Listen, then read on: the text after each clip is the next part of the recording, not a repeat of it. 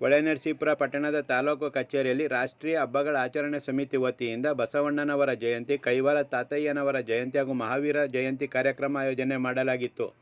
ಶ್ರೀ ಜಗಜ್ಯೋತಿ ಬಸವೇಶ್ವರರು 12ನೇ ಶತಮಾನದಲ್ಲಿ ವಚನ ಸಾಹಿತ್ಯ ಮೂಲಕ ಸರ್ವಧರ್ಮ ಸಮಾನತೆ ಹಾಗೂ ಅನುಭವ ಮಂಟಪದ ಮೂಲಕ ಉಂಟು ಮಾಡಿದ್ದ ಕ್ರಾಂತಿ ಮತ್ತು ಪ್ರತಿಯೊಬ್ಬರ ಕಾಯಕವು ಮಹತ್ವ ಪಡೆದಿದೆ. ಜೊತೆಗೆ ಕಾಯಕವೇ ಕೈಲಾಸವೆಂಬ ಸಮಾನತೆಯ ಜ್ಯೋತಿ ಬೆಳಗಿದ ಬಸವಣ್ಣನವರ ಜಯಂತ್ಯೋತ್ಸವ ಆಚರಣೆ ಅರ್ಥಪೂರ್ಣವಾಗಿದೆ ಎಂದು ಅಖಿಲ ಭಾರತ ವೀರಶೈವ ಕ್ಷೇಮಾಭಿವೃದ್ಧಿ ಸಂಘದ ಅಧ್ಯಕ್ಷರು ಹಾಗೂ ಹಿರಿಯ ವಕೀಲರಾದ ಕೆ. ರಾಜಶೇಖರ ರೈ ಅಭಿಪ್ರಾಯಪಟ್ಟರು.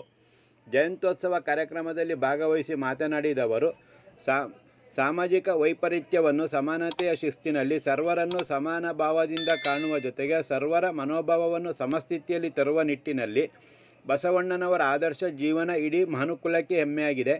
ವ್ಯಕ್ತಿ ಹಾಗೂ ವ್ಯಕ್ತಿತ್ವಕ್ಕೆ ಪ್ರಾಮುಖ್ಯತೆ ನೀಡದೆ ಜಾತಿ ವ್ಯವಸ್ಥೆಯು ಪ್ರಾಧಾನ್ಯತೆ ಪಡೆದಿದ್ದ ಸಂದರ್ಭದಲ್ಲಿ ಕಾಯಕವೇ ಕೈಲಾಸವೆಂಬ ತತ್ವದಡಿ ಕೈಲಾಸ ಪಡೆಯಲು ಜನಸಾಮಾನ್ಯರನ್ನು ಪ್ರೇರೇಪಿಸಿ ತಳಮಟ್ಟದ ಅಂದರೆ ಸಣ್ಣ ಕೆಲಸ ಮಾಡುವ ವ್ಯಕ್ತಿಯಿಂದ ಆಡಳಿತ ನಡೆಸುವ ವ್ಯಕ್ತಿಯ ತನಕ ಸಮಾನತೆಯ ಸಂದೇಶ ಸಾರುವ ಜೊತೆಗೆ ವೃತ್ತಿಯ ಪ್ರಾಮುಖ್ಯತೆಯನ್ನು ತಿಳಿಸಿಕೊಟ್ಟು ಸಮಾನತೆಯ ಸಾರವನ್ನು ತಿಳಿಸಿಕೊಡುವ ಜೊತೆಗೆ ವಿಶ್ವಕ್ಕೆ ಅಗತ್ಯವಾದ ವಚನಗಳನ್ನು ನೀಡುವ ಮೂಲಕ ಶ್ರೀ ಜಗಜ್ಯೋತಿ ಬಸವೇಶ್ವರರು ವಿಶ್ವಮಾನವರಾದರು ಎಂದರು.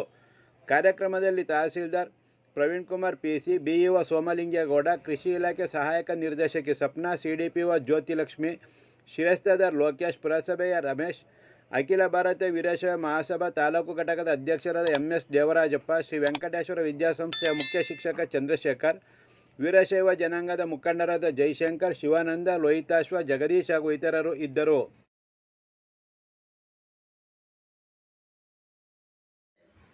ಇವ ನಾರವ ಇವ ನಾರವ ಇವ ನಾರವನ್ ಎಂದೆನಿಸದಿರಯ್ಯ.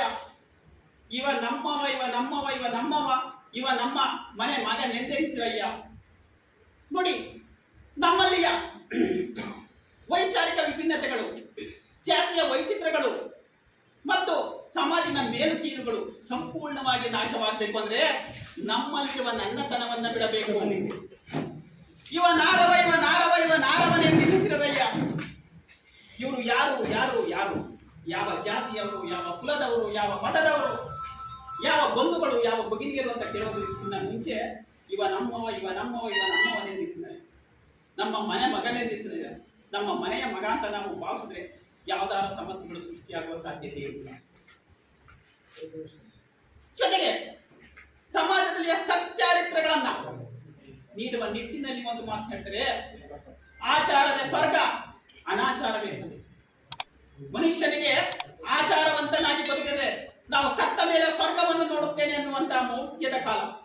ಮೌಢ್ಯತೆಯಲ್ಲಿ ಸತ್ತ ನಂತರ ನಮಗೆ ಸದ್ಗತಿಗಳು ಸಿಗ್ತವೆ, ಸತ್ತ ನಂತರ ನಮಗೆ ಸ್ವರ್ಗಗಳು ಸಿಗ್ತವೆ, ಸತ್ತ ನಂತರ ನಮಗೆ ದೈವತ್ವ ಪದವಿ ಸಿಗುತ್ತದೆ ಅಂತ ನಂಬುವಂತ ಕಾಲದಲ್ಲಿ ಆಚಾರವೇ ಸ್ವರ್ಗ, ಅನಾಚಾರವೇ ನರಕ.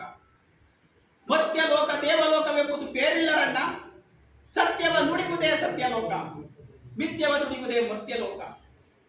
ಎಷ್ಟು ಉದಾತ್ತ ಗುಣಗಳನ್ನು ಬೀಳಿಸಿದರೆ ಸತ್ಯವನ್ನ ಯಾವ ಮನುಷ್ಯ ಹೇಳ್ತಾನೋ ಸಚ್ಚಾರಿತ್ರವಾದ ಸ್ವರ್ಗವನ್ನು ನಾವು ಇಲ್ಲೇ ಪ್ರಾಪ್ತಿ ಮಾಡ್ಕೋತಾ ಇದ್ದೀವಿ. ಮಿಥ್ಯವ ನುಡಿಯುವುದೇ ಮರ್ತ್ಯಲೋಕ. ಮಿಥ್ಯದಿಂದ ನಾವು ಬಾಳನ್ನು ಕಟ್ಟಲಿಕ್ಕೆ ಹೊರಟಾಗ ಆ ಸುಳ್ಳಿನ ಸರಮಾಲೆಯಲ್ಲಿ ಸಮಾಜವನ್ನು ದಿಕ್ಕು ತಪ್ಪಿಸುವಂತಹ ಕೆಲಸವನ್ನು ಮಾಡ್ತೀವಿ ಬಂಧುಗಳೇ.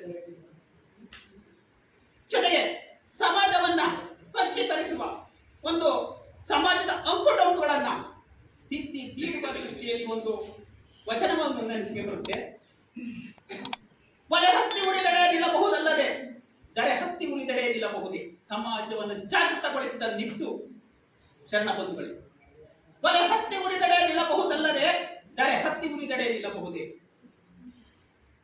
ಒಲೆ ಹತ್ತಿ ಉರಿದ್ರೆ ನಮಗೆ ಬೇಕಾದಂತ ಅಡುಗೆಯನ್ನು ಮಾಡ್ಕೊಳ್ತಾ ಇದೀವಿ, ನಮ್ಮ ಹಸಿವನ್ನು ನೀಗಿಸಿಕೊಳ್ಳುವಂತ ಒಂದು ಆಹಾರವನ್ನು ನಾವು ತಯಾರಿಸ್ಕೊಳ್ತಾ ಇದೀವಿ. ಅದೇ ದರೆ ಹತ್ತಿ ಉರಿದಡೆ ನಿಲ್ಲಬಹುದೇ. ಜಗತ್ತಿನ ದರೆ, ಆ ಭೂಮಿ ತಾಯಿ ಹತ್ತಿ ಉರಿದಡೆ ನಾವು ಏನಾಗ್ತೀವಿ? ಸುಟ್ಟು ಭಸ್ಮ ಆಗ್ತೀವಿ.